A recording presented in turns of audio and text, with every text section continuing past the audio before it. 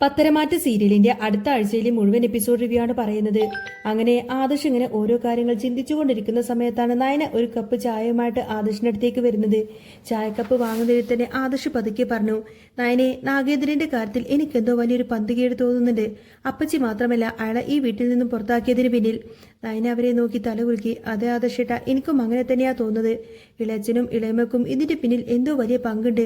നമ്മൾ നാഗേന്ദ്രന്റെ കാര്യം സംസാരിക്കുമ്പോഴൊക്കെ അവരുടെ മുഖത്ത് വല്ലാത്ത ദേഷ്യമാണ്. സത്യം പുറത്തു വരുമോ എന്നൊരു പേടി അവരുടെയൊക്കെ കണ്ണുകളിൽ കാണാം. അതെ, ആദർശ് ചായക്കപ്പിൽ ഇങ്ങനെ വിരലോടിച്ചുകൊണ്ട് തുടർന്നു. ഇളയമയോട് ചോദിച്ചപ്പോഴും ആ കാര്യം ഇവിടെ സംസാരിക്കണ്ട എന്നല്ലേ പറഞ്ഞത്. ഇതിനകത്ത് എന്തോ വലിയൊരു രഹസ്യമുണ്ട്. അവർക്കെന്തോ വലിയൊരു മനസ്സരിവുണ്ട്. നാഗേന്ദ്രനെ ഇവിടെ നിന്നും പുറത്താക്കിയത് അപ്പച്ചി മാത്രമല്ല, ഇളയച്ചനും ഇളമ്മക്കും എന്തോ ലാഭമുണ്ട്. നയനയും സ്വരം കൂട്ടി ഗൗരവമുള്ളതായി പറഞ്ഞു. ശരി ആദർശേട്ടാ, ഇതിനെക്കുറിച്ച് നമ്മളൊന്ന് അന്വേഷിക്കണം. നാഗേന്ദ്രൻ ഈ കുടുംബത്തിന് വേണ്ടിയിട്ട്, നമ്മുടെ ജ്വല്ലറിക്കും വേണ്ടിയും നല്ല കാര്യങ്ങൾ മാത്രമേ ചെയ്തിട്ടുള്ളൂ. എന്നിട്ടും അങ്ങനെ ഒരു ചതിരിയുടെ അയാളെ പുറത്താക്കി അയാൾക്ക് എന്തെല്ലാം നഷ്ടങ്ങളാണ് അവരുണ്ടാക്കിയത്. അതിനൊക്കെ കാരണക്കാരൻ ആരാന്ന് വെച്ചാൽ അവരൊക്കെ നമുക്ക് കണ്ടുപിടിക്കണം. പെട്ടെന്നൊന്നും വേണ്ട നയനെ, ആദർശ് ദീർഘമായൊന്ന് നിശ്വസിച്ചു. പക്ഷേ നമ്മളത് അന്വേഷിക്കും, കണ്ടെത്തുകയും ചെയ്യും. മുത്തശ്ശന്റെ മുന്നിൽ നാഗേന്ദ്രന്റെ നിരപരാധിത്വം നമ്മൾ തെളിയിക്കും. യഥാർത്ഥത്തിൽ തെറ്റ് ചെയ്തവർ ആരായാലും അവർ ശിക്ഷിക്കപ്പെടുകയും ചെയ്യണം. അതെന്റെ തീരുമാനമാണ്. ആദർശ് വാക്കുകൾ ഉറച്ചുകൊണ്ട് തന്നെ ആ ഒരു തീരുമാനമെടുത്തു. അനന്തപുരിയുടെ ചുവരുകൾക്കുള്ളിൽ ഒലിപ്പിച്ചു വെച്ചിരിക്കുന്ന ചതിയുടെ ചുരുളറിയാൻ വേണ്ടി പോകുന്നതേ ഉണ്ടായിരുന്നുള്ളൂ. തൊടിയുടെ ഒരറ്റത്ത് കൽപ്പടവിൽ ഇങ്ങനെ തലയിൽ ഇങ്ങനെ കൈവച്ചിരിക്കുകയായിരുന്നു അനി. അവന്റെ മുഖത്ത് ദിവസങ്ങളായി ഉറങ്ങാത്തതിന്റെ ക്ഷീണം വ്യക്തമായിരുന്നു. അനാമിക എന്ന ഒരു ദുർഭൂതം അവന്റെ ജീവിതത്തിലേക്ക് കടന്നു വന്നതു മുതൽ നഷ്ടപ്പെട്ടതാണ് അവന്റെ സമാധാനം. അവന്റെ അടുത്തേക്ക് മെല്ലെ നടന്നെത്തിയ നന്ദു അവന്റെ തോളിൽ പതുക്കെ ഇങ്ങനെ തൊട്ടു. അനി തലയുയർത്തി അവളെ നോക്കി. ആ കണ്ണുകളിൽ വല്ലാത്ത നിസ്സഹായതയുണ്ടായിരുന്നു. അനി, നീ ഇങ്ങനെ ടെൻഷൻ അടിച്ച് നിന്നിട്ട് വല്ല കാര്യമുണ്ടോ? ഇനി 2 ദിവസം കൂടിയല്ലേയുള്ളൂ ഈ കോടതി കൂടാൻ. നന്ദു അവനെ ആശ്വസിപ്പിക്കാൻ ശ്രമിച്ചു. അതൊന്ന് കിട്ടിയിരുന്നെങ്കിൽ എനിക്കൊരു സമാധാനമായനെ നന്ദു, അനി നിരാശയോടുകൂടെ പറഞ്ഞു. ആ ഡിവോഴ്സ് കിട്ടിയില്ലെങ്കിൽ നീ അവളെ ഇനി കേസ് കൊടുത്ത് വീണ്ടും വീണ്ടും നീട്ടിക്കൊണ്ടു പോകും. വലിയൊരു കോമ്പൻസേഷൻ അല്ലേ വേണും അവളും കൂടി ചോദിക്കുന്നത്. അതെങ്ങനെ കൊടുക്കാനാ? മുത്തശ്ശൻ തീർത്തും പറഞ്ഞിട്ടുണ്ട് അത്രയൊന്നും വലിയ തുകയൊന്നും അവർക്ക് കൊടുക്കരുത് എന്ന്. അനി കുറച്ചുകൂടി രോഷത്തോട് തുറന്നു. അവൾക്കത് യാതൊരുവിധ അർഹതയുമില്ല നന്ദു. അവൾ എൻ്റെ ജീവിതത്തിലേക്ക് വന്നത് എന്നെ ചതിക്കുമായിരുന്നു, അല്ലാതെ നേരായിട്ട് എൻ്റെ ഭാര്യയായിട്ട് ജീവിക്കാൻ വേണ്ടി അവൾ എൻ്റെ ജീവിതത്തിലേക്ക് വന്നതൊന്നുമല്ല. അനന്തപുരിയിലെ സ്വത്തുക്കൾ മാത്രം കണ്ടുകൊണ്ടല്ലേ അവൾ വന്നത്. അങ്ങനെ ഒരുത്തിക്ക് അനന്തപുരിയിലെ കോടികളും കോമ്പൻസേഷനൊന്നും കൊടുക്കാൻ എനിക്ക് തീരെ താല്പര്യമില്ല.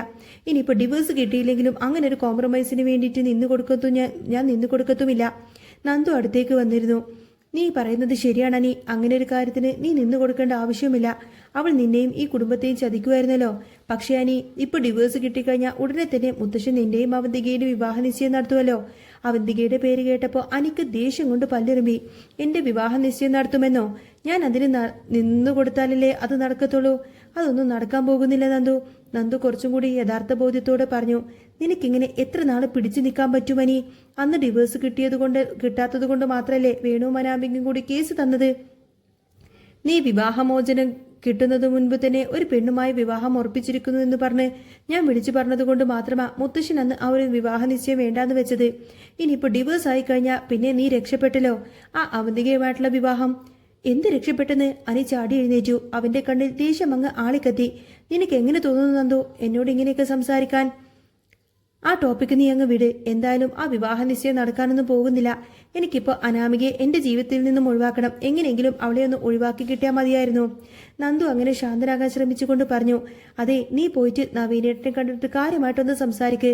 നവീനേട്ടൻ വക്കീലല്ലേ. എങ്ങനെയെങ്കിലും ഈ കോമ്പൻസേഷനൊന്നും കൊടുക്കാതെ തന്നെ അവളെ നിന്റെ ജീവിതത്തിൽ നിന്നും ഒഴിവാക്കി തരാൻ നവീനേട്ടന് പറ്റും. അനി പുച്ഛത്തോട് ചിരിച്ചു. പിന്നെ നവീനെ പോയി കാണാത്ത കുഴപ്പമേളൂ എനിക്കിപ്പോൾ. ഇത്രയും നാളും അവനെ എനിക്ക് വിശ്വാസമായിരുന്നു. അവനെ വിശ്വസിച്ചു തന്നെയാണ് ഞാൻ ഇത്രയും കേസുമായിട്ട് മുന്നോട്ട് കൊണ്ടുപോയതൊക്കെ.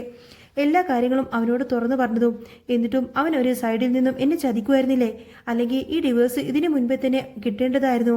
അനാമികയോട് കോമ്പൻസേഷന് വേണ്ടി ഡിവോഴ്സ് കൊടുക്കാൻ താല്പര്യമില്ലെന്ന് പറയിപ്പിച്ചത് അവൻ തന്നെയാ. ഇതവൻ മനഃപൂർവ്വം നീട്ടിക്കൊണ്ടു പോകുന്നതാ. ഇനിയിപ്പോൾ ഞാൻ ചെന്ന് പറയേണ്ട താമസം അവൻ എനിക്ക് ഡിവോഴ്സ് അങ്ങ് വാങ്ങിത്തരും നിനക്ക് തോന്നുന്നുണ്ടോ? അതെന്താ അനി അങ്ങനെ പറയുന്നത്? നന്ദു ചോദിച്ചു. ഒരിക്കലുമില്ല നന്ദു, അനി സങ്കടത്തോടെ പറയണേ. കാരണം എനിക്ക് ഡിവോഴ്സ് കിട്ടിയ നമ്മൾ രണ്ടാളും വലിയ ഒന്നായി പോകുമോ എന്ന് അവന് നല്ല സംശയമുണ്ട്. അവന് നിന്നെ വിവാഹം കഴിക്കണമെന്നല്ലേ ആഗ്രഹം. അങ്ങനെയുള്ള അവൻ നിങ്ങളുടെ വിവാഹം നടത്തുന്നതിന് ശേഷം എനിക്ക് ഡിവോഴ്സ് കിട്ടിയാൽ മതിയെന്ന് ആഗ്രഹിക്കുന്നുണ്ടെങ്കിൽ തെറ്റൊന്നുമില്ലല്ലോ. നന്ദുവിന് അത് കേട്ടപ്പോൾ വല്ലാത്ത വിഷമം തോന്നി. എന്താ അനി ഇങ്ങനെയൊക്കെ ചിന്തിക്കുന്നത്? അങ്ങനെയൊന്നും ഉണ്ടാവില്ല. നവീനേട്ടൻ എന്നെ വിവാഹം ആലോചിക്കുകയൊക്കെ ചെയ്തെങ്കിലും നീ സത്യങ്ങളൊക്കെ പറഞ്ഞില്ലേ? നിന്റെ മനസ്സിൽ ഞാനാണെന്നുള്ള സത്യം എൻ്റെ മനസ്സിൽ നീയാണെന്നും നവീനേട്ടൻ അറിയാവുന്നതല്ലേ ഇപ്പോൾ? അങ്ങനെയുള്ളപ്പോൾ ഇനി നവീനേട്ടൻ അതുമാറ്റി മുന്നോട്ട് പോകുമെന്നൊന്നും എനിക്ക് തോന്നുന്നില്ല. അത്രയ്ക്ക് ചീപ്പായിട്ടുള്ള ഒരാളൊന്നുമല്ല പുള്ളി. അനി ഒരു നെടുവീർപ്പോട് പറഞ്ഞു. അത്രയ്ക്ക് ചീപ്പല്ലായിരിക്കാം, പക്ഷേ അങ്ങനെയൊക്കെ പെരുമാറുമെന്ന എനിക്ക് തോന്നുന്നത്. അന്ന് ഞാൻ അവനോട് ഇതെല്ലാം തന്നെ തുറന്നു പറഞ്ഞപ്പോൾ അവൻ എന്നോട് ചോദിച്ചത്, പിന്നെ ഇനിയിപ്പോൾ നിനക്ക് നന്ദുവിനെ നേടിത്തരാം, ഇത്രയും നാൾ നീയും കൂടി എന്നെ പൊട്ടനാക്കുമല്ലായിരുന്നോ എന്നാണ്. അങ്ങനെയുള്ളപ്പോൾ ഇനി അതിലൊന്നും തന്നെ എനിക്ക് വലിയ പ്രതീക്ഷയൊന്നുമില്ല നന്ദു. എന്തായാലും വരുന്നത് പോലെ വരട്ടെ. നന്ദു അവനെ നിർബന്ധിച്ചു. എന്തായാലും നമുക്ക് രണ്ടുപേർക്കും കൂടിയിട്ട് നവീനേട്ടനെ ഒന്നുകൂടെ പോയി കാണാം. ഈ ഡിവോഴ്സിന്റെ കാര്യത്തിൽ സ്ട്രോങ് ആയിട്ട് തന്നെ മുന്നോട്ട് പോകാൻ പറയാം. ഇനി പറയാത്തതിന്റെ പേരിൽ ഇങ്ങനൊന്നും നീണ്ടു പോവണ്ട. അനി മനസ്സോടെ അതിന് സമ്മതിക്കണേ. നവീൻ ഓഫീസിൽ ഇങ്ങനെ വല്ലാത്തൊരു ഗൗരവം നിറഞ്ഞിങ്ങനെ ഇരിക്കുമായിരുന്നു. ടേബിളിരിക്കുന്ന ഫയലിലൂടെ കണ്ണോടിക്കുമ്പോൾ വാതിൽ തുറന്ന് അനിയും നന്ദുവും അങ്ങോട്ടേക്ക് കയറി വന്നു. അവൻ പതിയെ തലയുയർത്തി നോക്കി. എന്താ രണ്ടുപേരും കൂടി ഇങ്ങോട്ടേക്ക്? ഒരു ഭാവഭേദവുമില്ലാതെ നവീന് ചോദിച്ചു. അനി ചെയറിലേക്ക് ഇരുന്നു കൊണ്ട് ഗൗരവത്തിൽ തന്നെ പറഞ്ഞു. അത് നവീനെ, നിനക്കറിയാമല്ലോ, അടുത്ത ദിവസമാണല്ലോ കേസ് വെച്ചിരിക്കുന്നത്. ആ സമയമാകുമ്പോഴേക്കും എന്തെങ്കിലും സ്ട്രോങ് ആയിട്ടുള്ള ഒരു ലൂപ്പ് ഹോൾഡ് വെച്ചുകൊണ്ട് തന്നെ എനിക്ക് ഈ ഡിവോഴ്സ് വാങ്ങിത്തരാൻ നീ നോക്കണം. ഇല്ലെങ്കിൽ ആ അനാമിക അതെങ്ങനെ നീട്ടിക്കൊണ്ടു പോകും. വലിയൊരു എമൗണ്ട് അവൾ ചോദിക്കുന്നത്. അത്രയും വലിയൊരു തുക എനിക്ക് അവൾക്ക് കോമ്പൻസേഷനായി കൊടുക്കേണ്ട യാതൊരുവിധ കാര്യവുമില്ല. നവീൻ ഒന്നും വേണ്ടാതെ അവനെ തന്നെ നോക്കി. അനി തുടർന്നു. നിനക്കറിയാമല്ലോ, എൻ്റെ ജീവിതത്തിലേക്ക് അവൾ കടന്നുകൂടിയിരിക്കുന്നത് വലിയ ഒരു ചതിയിലൂടെയാണ്. അവൾക്ക് എന്നോടുള്ള സ്നേഹം കൊണ്ടൊന്നുമല്ല അവൾ അനന്തപുരിയിൽ കയറി കൂടിയത്. എങ്ങനെയെങ്കിലും അവിടുത്തെ സ്വത്തുക്കളൊക്കെ അടിച്ചു മാറ്റാനും അങ്ങനെ ഒരൊറ്റ ലക്ഷ്യം മാത്രമേ അവൾക്കുണ്ടായിരുന്നുള്ളൂ. അവളുടെ സ്വഭാവം ശരിയല്ല എന്ന് കോടതിയിൽ വ്യക്തമാണല്ലോ. അവൾ മയക്കുമരുന്നിന് അടിമയായിരുന്നു. ഭ്രാന്താശുപത്രിയിൽ ചികിത്സയിലായിരുന്നു. ഇതൊക്കെ മറച്ചു വെച്ചിട്ടാ അവൾ ആ വിവാഹം നടത്തിയത്. ആ വേണു എന്ന് പറയുന്നവൻ തന്നെ ഒരു തട്ടിപ്പുകാരനല്ലേ? പോരാത്തതിന് അവൾക്ക് സ്റ്റെഫിൻ എന്ന് പറയുന്ന ഒരു കാമുകനുണ്ട്. അവനോടൊപ്പം ജീവിക്കാൻ വേണ്ടിയിട്ടാ അവൾ എന്നെ ബലിയാടാക്കിയത്. ഇങ്ങനെയുള്ള ഒരുത്തിക്ക് ഇനിയും അങ്ങനെ കോമ്പൻസേഷൻ കൊടുക്കേണ്ട യാതൊരുവിധ കാര്യവുമില്ല. മുത്തശ്ശനും എനിക്കതിൽ ഒട്ടും തന്നെ താല്പര്യമില്ല നവീനെ. ഡിവോഴ്സ് കിട്ടിയില്ലെങ്കിലും ഞാൻ ആ കോമ്പൻസേഷന് സമ്മതിക്കില്ല. നന്ദു ഇടപെട്ടു. നവീനേട്ട, ഇവന് ഡിവോഴ്സ് കിട്ടണം. അനാമിക ഇവന്റെ ജീവിതത്തിൽ നിന്നും ഒഴിഞ്ഞു പോകണം. ഇല്ലെങ്കിൽ അത് വലിയ ബുദ്ധിമുട്ടാവും. നവീൻ മുഖത്ത് ഒരു വിരക്തി വരുത്തിക്കൊണ്ട് തന്നെ പറഞ്ഞു. ശരി നന്ദു പറഞ്ഞതുകൊണ്ട് മാത്രം ഞാൻ നോക്കട്ടെ. പക്ഷേ അനി, നീ വലിയ പ്രതീക്ഷയൊന്നും വെച്ചു പുലർത്തേണ്ട കേട്ടോ. ആ വാക്കുകൾ അനിയുടെ നെഞ്ചിൽ കൊണ്ടു. അവൻ പെട്ടെന്ന് തന്നെ ദേഷ്യം വന്നു. നിന്നെ മാത്രമേ എനിക്കൊരു പ്രതീക്ഷയുള്ളൂ നവീനെ. നീ അവിടെ വാദിക്കുന്നത് പോലെ ഇരിക്കും ഇനി കാര്യങ്ങളൊക്കെ. ഇത് ഇനിയും ഇങ്ങനെ നീട്ടിക്കൊണ്ടു പോവാതെ പെട്ടെന്ന് തന്നെ ആ ഒരു കാര്യത്തിൽ പെട്ടെന്നൊരു തീരുമാനം ഉണ്ടാക്കി തന്നില്ലെങ്കിൽ എനിക്കൊരു സമാധാനം ഉണ്ടായിരുന്നു. ഞാൻ നോക്കട്ടെ. എനിക്ക് ഇപ്പോൾ ഉറപ്പൊന്നും തരാൻ പറ്റില്ല. നവീൻ യാതൊരുവിധ താല്പര്യമില്ലാത്ത മട്ടിൽ തന്നെ പറഞ്ഞിട്ട് അവിടെ നിന്നും എഴുന്നേറ്റ് പോവാണ്. അനി നന്ദുവിനെ നോക്കി നിരാശയോടുകൂടെ തന്നെ മനസ്സിലിങ്ങനെ വിചാരിച്ചു. അയ്യോ, ഇവൻ ഇതിനൊന്നും തന്നെ പരിശ്രമിക്കാനൊന്നും പോകുന്നില്ല. ഇവൻ എനിക്കൊരു പണി തരും. എങ്ങനെയെങ്കിലും നന്ദുവിനെ കല്യാണം കഴിക്കണം. അതിനു വേണ്ടിയിട്ട് ഇവനെ തോൽപ്പിക്കണം. എന്നാ തിരിഞ്ഞു നടന്ന നവീന്റെ ചുണ്ടിൽ ചെറിയൊരു ചിരി ഉണ്ടായിരുന്നു. അവന്റെ മനസ്സിലിങ്ങനെ ആലോചിക്കുകയായിരുന്നു. അങ്ങനെ ഇപ്പോൾ രണ്ടാളും കൂടി ചൊല്ലി ഇത്ര നേരം നടക്കൊന്നും വേണ്ട. ഇത്രയും കാലം എന്നെ രണ്ടുപേരും കൂടി കുറെ അധികം വട്ടം കറക്കിയതല്ലേ. കുറച്ചു കാലം നിങ്ങളും കൂടി അങ്ങ് കറങ്ങട്ടെ. പക്ഷേ അനി, നിനക്ക് വേണ്ടി കേസ് വാദിച്ച് നിന്നെ ജയിപ്പിക്കുന്ന കാര്യമൊക്കെ ഞാൻ ഏറ്റു. അവർ രണ്ടുപേരും സ്നേഹത്തിലാണെങ്കിൽ അവർ തന്നെ ഒന്നിക്കട്ടെ. പക്ഷേ ഇപ്പോഴൊന്നും ആ വിവരം അവർ അറിയണ്ട. കേസിൽ എങ്ങനെയെങ്കിലും അനിയെ ഊരിയെടുക്കണമെന്നും അതിനുള്ള തെളിവുകളൊക്കെ ഹാജരാക്കണമെന്നും നവീൻ മനസ്സിൽ ഉറപ്പിച്ചിരുന്നു. പക്ഷേ പുറമെ അനിയോട് ആ ഒരു സ്നേഹമൊന്നും കാണിക്കാൻ അവൻ തയ്യാറായിരുന്നില്ല. അങ്ങനെ ഓഫീസിൽ നിന്നും ഇറങ്ങി നടക്കുമ്പോൾ അനിയുടെ മുഖത്ത് വല്ലാത്തൊരു ഇരുട്ടുണ്ടായിരുന്നു. നന്ദുവിനെ സമാധാനിപ്പിക്കാൻ ശ്രമിച്ചുകൊണ്ട് കൂടെ നടന്നു. പെട്ടെന്നാണ് അവർക്ക് മുന്നിൽ ഒരു കാറ് വന്നു നിന്നത്. അതിൽ നിന്നും വേണുവും അനാമികയും പുറത്തിറങ്ങി. അനാമികയുടെ മുഖത്ത് വല്ലാത്തൊരു പുച്ഛവും അഹങ്കാരവും നിറഞ്ഞു നിന്നു. അവരെ കണ്ടപ്പോൾ അനിയുടെ മുഖത്ത് ഇഷ്ടക്കേട് വ്യക്തമായിരുന്നു. അവൻ മുഖം തിരിച്ചു നിന്നു. അനാമിക അവന്റെ അടുത്തേക്ക് വന്ന് പരിഹാസത്തോടെ പറഞ്ഞു. ആഹാ, നീ ഇപ്പോഴും ഇവളുമായിട്ട് ഇങ്ങനെ കറങ്ങി നടക്കുവാണല്ലോ. എടാ, നിന്റെ വിവാഹം അവന്തികയുമായിട്ട് ആലോചിച്ച് നിശ്ചയം വരെ എത്തിയതല്ലേ? എന്നിട്ടും നീ ഇപ്പോഴും ഇവളുടെ പുറകെ തന്നെയാണല്ലോ. ഇനിയിപ്പോൾ ഈ ഡിവോഴ്സ് കിട്ടിയാൽ തന്നെ ആ അവന്തികയെ കല്യാണം കഴിച്ച് നീ സുഖമായി ജീവിക്കാനൊന്നും നീ ഒരിക്കലും പോകുന്നില്ല. നീ ഇവളുടെ പുറകെ തന്നെ എങ്ങനെ പോകും? ഇവളാണെങ്കിൽ നിന്നെ എങ്ങനെ വാഴപ്പിണ്ടി പോലെ ഇങ്ങനെ നിർത്തിവെച്ചിരിക്കുവല്ലേ, വളച്ചെടുത്തിരിക്കുവല്ലേ. ഇനിയിപ്പോൾ എനിക്ക് വന്ന ഗതി തന്നെയാണല്ലോ ഈ അവന്തികക്കും വരാൻ പോകുന്നത്. അനിക്കത് കേട്ടപ്പോൾ ദേഷ്യം സഹിക്കാൻ കഴിഞ്ഞില്ല. അവൻ അവൾക്ക് നേരെ വിരൽ ചൂണ്ടി. നീ ആരാടി ഇതൊക്കെ പറയാൻ? നിനക്ക് വന്ന ഗതിയോ? നിനക്ക് എന്ത് ഗതിയാടെയാ വന്നത്? നീ അല്ലടി എന്നെ ചതിച്ചത്. നിനക്ക് മാനസിക രോഗമുണ്ടായിരുന്നെന്നോ നീ മയക്കുമരുന്നിന് അടിമയാണെന്നോ ഒന്നും നീ എന്നോട് പറഞ്ഞിട്ടുണ്ടോ? ഇല്ലല്ലോ. നിന്റെയും അച്ഛന്റെയും അമ്മയുടെയും യഥാർത്ഥ ഐഡന്റിറ്റി നീ വെളിപ്പെടുത്തിയോ? പല കള്ളത്തരങ്ങളും പറഞ്ഞിട്ടില്ലേടി നീ അനന്തപുരിയിൽ അങ്ങ് കയറിക്കൂടിയത്? പോരാത്തതിന് നിനക്ക് മറ്റ് കാമുകന്മാരുണ്ടെന്ന കാര്യവും നീ മറച്ചു വെച്ചു. നിനക്ക് വേണ്ടിയിരുന്നത് അനന്തപുരിയിലെ സ്വത്തും പണവും മാത്രമായിരുന്നില്ലേ? അതിനുവേണ്ടി നീ വെറുതെ എന്നെ കല്യാണം കഴിച്ചതല്ലേ? അല്ലാതെ നീ എന്നെ സ്നേഹിച്ചിട്ടാണോ അങ്ങോട്ടേക്ക് വന്നത്? അനാമിക ഒട്ടും കൂസലില്ലാതെ ചിരിച്ചു. അല്ല, അതൊക്കെ നിനക്കറിയാമല്ലോ. എനിക്ക് അനന്തപുരിയിലെ സ്വത്തും പണവും തന്നെ വേണമായിരുന്നു. അതിനുവേണ്ടി മാത്രമാടാ നിന്നെ ഞാൻ വിവാഹം കഴിച്ചത്. പിന്നെ ഇപ്പോഴും ഈ ഡിവോഴ്സിന് ഞാൻ തരാതിരിക്കുന്നത് എന്തുകൊണ്ടാണ് നിനക്കറിയാമല്ലോ. എനിക്ക് കോമ്പൻസേഷൻ കിട്ടണം. ഞങ്ങൾ ആഗ്രഹിച്ചതുപോലെ കോടികൾ കിട്ടണം. അങ്ങനെ കിട്ടിയാൽ മാത്രമേ ഞാൻ നിനക്ക് ഡിവോഴ്സ് തരത്തുള്ളൂ.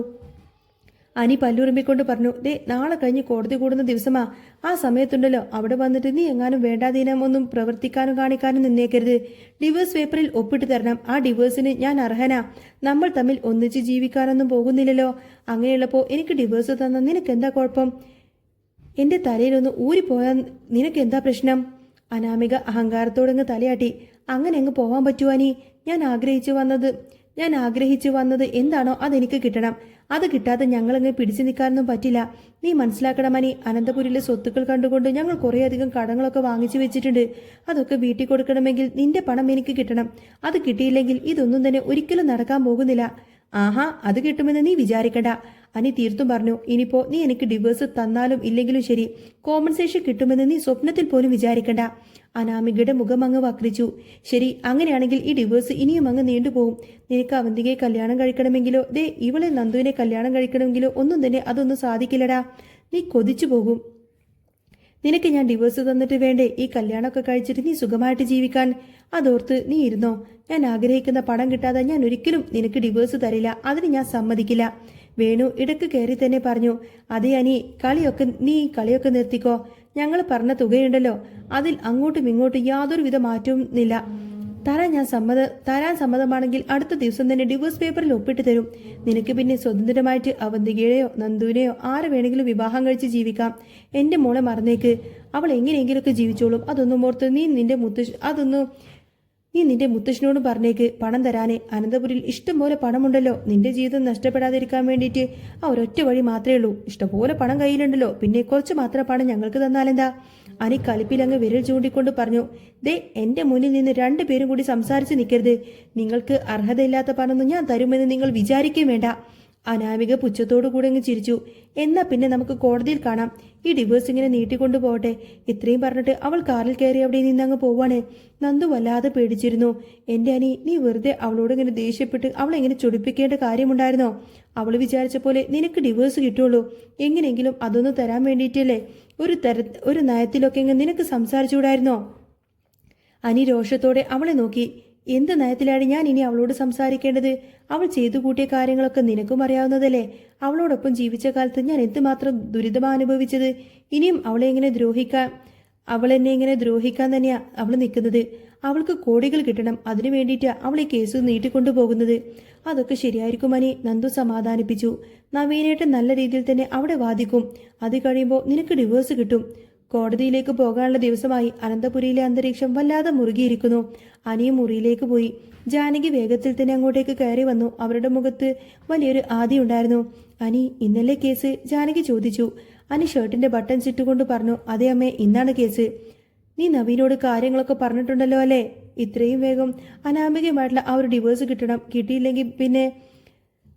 കിട്ടിയാൽ മാത്രമേ അവന്തികമോളുമായിട്ടുള്ള നിന്റെ വിവാഹം നടത്താൻ പറ്റുള്ളൂ. അത് നീ മനസ്സിലാക്കിയല്ലോ. ജാനകിയുടെ വാക്കുകളിൽ സ്വാർത്ഥത നിറഞ്ഞു നിന്നു.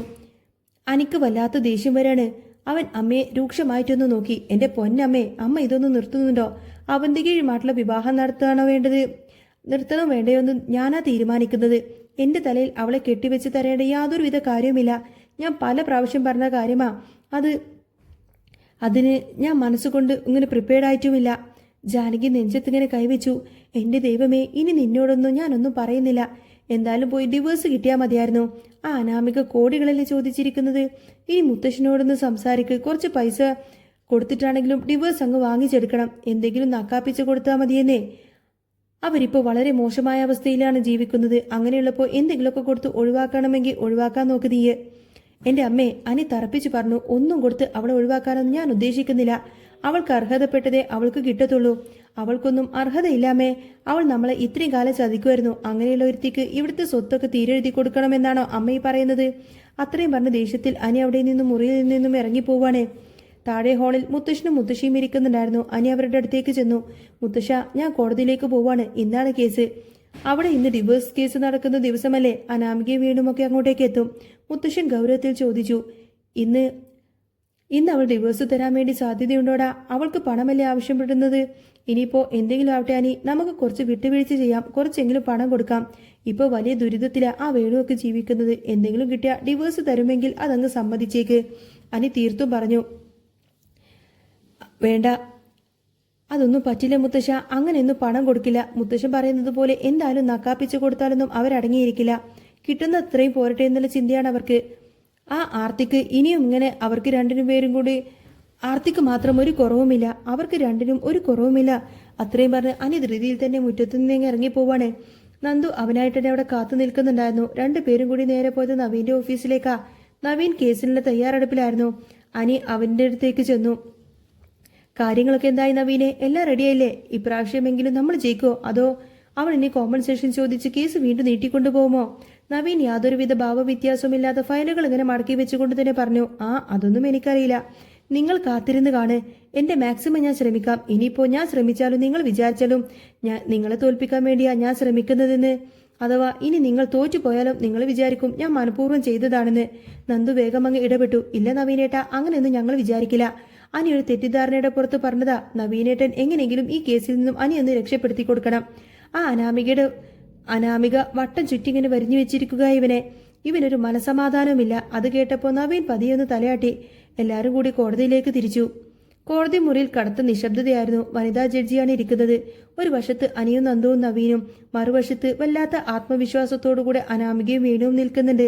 അവർക്കൊപ്പം വലിയൊരു ജഗജില്ലനായ വക്കീലും. എങ്ങനെയെങ്കിലും ആ കേസ് വാദിച്ച് കോമ്പൻസേഷൻ വാങ്ങിയെടുക്കണമെന്നുള്ള വാശി ആ വക്കീലിന്റെ മുഖത്തുണ്ടായിരുന്നു. അനാമികയുടെ വക്കീല് വാദം തുടങ്ങി. കോടതി മുറിയിൽ അയാളുടെ ശബ്ദം മുഴങ്ങിക്കേട്ടു. യെസ് യുവർ ഓണർ, ഇതൊരു വലിയ കോടീശ്വരന്മാരുടെ കുടുംബമാണ് അനന്തപുരി തറവാട്. അവിടെ മരുമകളായി ചെന്ന ഈ അനാമികയെ അവർ ഒരുപാടധികം പീഡിപ്പിച്ചു, ഒരുപാട് ദ്രോഹിച്ചു. സഹിക്കാൻ പാടില്ലാതെയാണ് ഈ അനാമിക അവിടെ നിന്നും ഇറങ്ങിപ്പോന്നത്. എന്നിട്ട് അവസാനം ഒരു മാനസിക രോഗിയായി വരെ അവർ ഈ കുട്ടിയെ മുദ്രകുത്തി. സ്വന്തം വീട്ടിൽ നിന്ന് ഒരു സാധനം പോലും എടുക്കാൻ അനുവദിക്കാതെ അവിടെ നിന്നും അടിച്ചിറക്കി വിടുകയാണ് ആ കോടീശ്വരന്മാർ ചെയ്തത്. ശരിക്കും പറഞ്ഞാൽ അവിടുത്തെ സ്വത്തിൽ ഒരു വലിയ വീതമാണ് അനാമികക്ക് അർഹതയുള്ളത്. കോടികളുടെ സ്വത്തുള്ളവരാണ് അനന്തപുരിക്കാര്. അതിൽ നിന്നും ഒരു വീതം പോലും കൊടുക്കാതെ ഇങ്ങനെ ഇറക്കി വിടേണ്ട ആളൊന്നല്ല അനാമിക. വളരെ വളരെ നല്ല രീതിയിൽ തന്നെ അനാമികയുടെ വക്കീല് വാദിച്ചു. ജഡ്ജി ഇതൊക്കെ കേട്ടിങ്ങനെ തല കുലുക്കി. ശരിയാണ്, അതിനുള്ള തെളിവൊക്കെ ഉണ്ടല്ലോ. അങ്ങനെ വെറുതെ ഒന്നും ഒരു കുട്ടിയെ ഇങ്ങനെ ഇറക്കിവിടാൻ പറ്റുന്ന കാര്യമില്ല. പെൺകുട്ടികൾക്ക് നീതി കിട്ടണം. അടുത്തതായി അനാമികയുടെ പ്രതികൂട്ടിലേക്ക് കയറ്റി നിർത്തി അനാമിക വളരെ നിസ്സഹായ എന്ന മട്ടിൽ ഇങ്ങനെ അഭിനയിക്കാനും തുടങ്ങി. കരഞ്ഞുകൊണ്ട് തന്നെ അവൾ പറഞ്ഞു, യുവർ ഓണർ, എനിക്കൊരു നീതിയും കിട്ടിയിട്ടില്ല. എൻ്റെ മുന്നോട്ടുള്ള ജീവിതത്തിൽ എനിക്ക് കോമ്പൻസേഷനെങ്കിലും കിട്ടണം. എനിക്ക് മറ്റൊരു പെൺകുട്ടിയുമായിട്ട് ബന്ധമുണ്ടായിരുന്നു. അതുകൊണ്ടാണ് ഞാൻ ഇങ്ങനെയൊക്കെ ഉപേക്ഷിച്ചു പോന്നത്. അത് കേട്ട് അനിയുടെ രക്തം തിളച്ചു. അവനെ പ്രതിക്കൂട്ടിലേക്ക് വിളിച്ചുകൊണ്ട് തന്നെ അവൻ ജഡ്ജിയെ നോക്കി കൈ കൂപ്പിക്കൊണ്ട് പറഞ്ഞു, ബഹുമാനപ്പെട്ട കോടതി, എൻ്റെ ജീവിതത്തിലേക്ക് ഇവൾ വന്നത് വല്ലാത്തൊരു ചതിയിലൂടെയാണ്. എൻ്റെ ജീവിതം നശിപ്പിക്കുക ഇവൾ ചെയ്തത്. ഞാൻ ഒരുപാട് അനുഭവിച്ചു. ഇനിയിപ്പോൾ ഇവളെ തലയിൽ കൊണ്ടു നടക്കാനൊന്നും എനിക്ക് പറ്റില്ല. എങ്ങനെയെങ്കിലും എനിക്ക് ഡിവോഴ്സ് കിട്ടണം. കോടികളാണ് ഇവൾ കോമ്പൻസേഷൻ ചോദിച്ചിരിക്കുന്നത്. അത് ഇവൾക്ക് അർഹതപ്പെട്ടതല്ല. അതുകൊണ്ട് ബഹുമാനപ്പെട്ട കോടതി എനിക്ക് എങ്ങനെയെങ്കിലും ഡിവോഴ്സ് തരണം. ജഡ്ജി ഇരുഭാഗത്തേക്കും നോക്കി ചോദിച്ചു, ഇനിയിപ്പോൾ എന്തെങ്കിലും വാദിക്കാനുണ്ടോ എന്ന്. അതുവരെ നിശബ്ദനായിരുന്ന നവീന് എഴുന്നേറ്റു വന്നു. അവന്റെ മുഖത്ത് വല്ലാത്തൊരു ആത്മവിശ്വാസം ഉണ്ടായിരുന്നു. അവൻ പറഞ്ഞു തുടങ്ങി, യുവർ ഓണർ, ശരിക്കും പറഞ്ഞു കഴിഞ്ഞാൽ അനിയുടെ ജീവിതത്തിൽ ഒരു ദുരന്തം തന്നെയായിരുന്നു അനാമിക. അനിയെ നശിപ്പിക്കാൻ വേണ്ടിയിട്ട് വന്നതാണ് അവൾ. അതിന് കൃത്യമായ തെളിവുകളൊക്കെ ഉണ്ട്. ശരിക്കും പറഞ്ഞാൽ ഒരു ഫ്രോഡാണ് അനാമികയുടെ അച്ഛനെന്ന് പറയുന്ന ഇയാൾ ഈ വേണു. ഇവർ പറഞ്ഞിരിക്കുന്ന കാര്യങ്ങളെല്ലാം തന്നെ പച്ചക്കള്ളമായിരുന്നു. ആൾമാറാട്ടം നടത്തി പറ്റിച്ചാണ് അനന്തപുരി തറവാട്ടിലേക്ക് മരുമകളായിട്ട് അനാമിക ചെന്നത്. അനാമികയ്ക്ക് ഒരൊറ്റ ലക്ഷ്യം മാത്രമേ ഉണ്ടായിരുന്നു, അവിടുത്തെ സ്വത്തും സ്വർണവും പണവും എല്ലാം തന്നെ അടിച്ചു മാറ്റുക എന്ന്. അതിനുശേഷം അനിയെ ഉപേക്ഷിച്ച് മറ്റൊരു ജീവിതത്തിലേക്ക് പോകുക. ഉടനെ തന്നെ അനാമികയുടെ വക്കീൽ ഇടപെട്ടു. അതിനൊക്കെ നിങ്ങളുടെ കയ്യിൽ എന്താ തെളിവുള്ളത്? അനിക്കല്ലേ മറ്റൊരുമായിട്ട് അഫെയർ ഉണ്ടായിരുന്നത്? അല്ലാതെ അനാമികക്ക് അങ്ങനെ ഒരു ബന്ധവുമില്ലായിരുന്നു. നവീൻ ചെറുതായിട്ടൊന്ന് ചിരിച്ചു. അങ്ങനെ ഒരു ബന്ധമുണ്ടായിരുന്നു അനാമികക്ക്. സ്റ്റെഫിൻ എന്ന് പറയുന്ന ഒരു ചെറുപ്പക്കാരനുമായിട്ട് അവന്റെ കൂടെ ജീവിക്കാനും അയർലൻഡിലേക്ക് നാടുകടക്കാനൊക്കെ വേണ്ടിയിട്ടാണ് അനന്തപുരിയിലെ സ്വത്ത് അടിച്ചു മാറ്റാൻ വേണ്ടിയിട്ട് അനാമിക ശ്രമിച്ചത്. അതിനുവേണ്ടി മാത്രമാണ് അനിയെ പേരിന് മാത്രം വിവാഹം കഴിച്ചതും. ജഡ്ജി ഗൗരവത്തിൽ ചോദിച്ചു, ഇതിനൊക്കെ നിങ്ങളുടെ കയ്യിൽ വല്ല തെളിവുമുണ്ടോ വക്കീലേ? ഉണ്ടല്ലോ യുവർ ഓണർ, നവീൻ പറഞ്ഞു. അതിന് ജീവിക്കുന്ന തെളിവ് തന്നെയാ. ആ തെളിവിനെ ഞാൻ കോടതിക്ക് മുൻപിൽ ഹാജരാക്കാം. നവീൻ വാതിലിലേക്ക് നോക്കി ആംഗ്യം കാണിച്ചു. കോടതി മുറിയുടെ വാതിൽ നിന്നും ഒരാൾ വാതിൽ തുറന്ന് അകത്തേക്ക് കടന്നു വന്നു. അവനെ കണ്ടപ്പോൾ അനാമിക വീണ്ടും ഞെട്ടിത്തെറിച്ചു പോയി. അനാമികയുടെ ശ്വാസം നിലച്ചതുപോലെ തോന്നി. സ്റ്റെഫിൻ, കാമുകനായ സ്റ്റെഫിൻ ഇതാ കോടതി മുറിയിൽ വന്നിരിക്കുന്നു. സ്റ്റെഫിൻ പ്രതിക്കൂട്ടിൽ കയറി നിന്നു. അനാമിക അവനെ ഭയത്തോടെ നോക്കി. സ്റ്റെഫിൻ ജഡ്ജിയെ നോക്കി പറയാൻ തുടങ്ങി, യുവർ ഓണർ, ഇത് ശരിയാണ്. അനാമിക ചതിക്കുമായിരുന്നു ഇവരെ. മാത്രമല്ല എന്നെയും അവൾ ചതിച്ചു. ഞങ്ങൾ വിവാഹം കഴിക്കാൻ തീരുമാനിച്ചിരുന്നവ. അനിയെ വിവാഹം കഴിച്ചിട്ട് അനിയുടെ സ്വത്തുക്കളൊക്കെ അടിച്ചുമാറ്റി അതുമായിട്ട് അയർലൻഡിലേക്ക് നാടുകടക്കാമെന്ന അനാമിക എന്നോട് പറഞ്ഞത്. ഞാൻ കുറെ നാൾ വേണ്ടി അതിനുവേണ്ടി കാത്തിരുന്നു. പക്ഷേ അതൊന്നും നടന്നില്ല. അനാമിക ആ കുടുംബക്കാരെ മുഴുവൻ ചതിക്കുമായിരുന്നു. എല്ലാവരെയും, എന്നെയും അവൾ ചതിച്ചു. അങ്ങനെ എനിക്ക് വിദേശത്തേക്ക് പോകാനുള്ള അവസരം നഷ്ടപ്പെടുത്തി. ഞാൻ അനാമികയെ വിശ്വസിച്ച് നിന്നതാ ആ പണത്തിനായിട്ട്. എന്നിട്ട് അത് ഇതുവരെയൊന്നും കുറെ അധികം കാത്തു നിന്നതാണ്. പക്ഷേ എനിക്കത് കിട്ടിയില്ല. അത് കാരണം ഇനിയിപ്പോൾ അനാമികയുമായിട്ട് എനിക്കൊരു ബന്ധവുമില്ല. കാരണം അനിയെ ചതിച്ചതുപോലെ ഇനി ഒരു നാൾ അവൾ എന്നെയും ചതിക്കില്ല എന്ന് എന്തുറപ്പാ? അവൾ എന്നെ ചതിക്കുമെന്ന് എനിക്ക് നന്നായിട്ടറിയാം.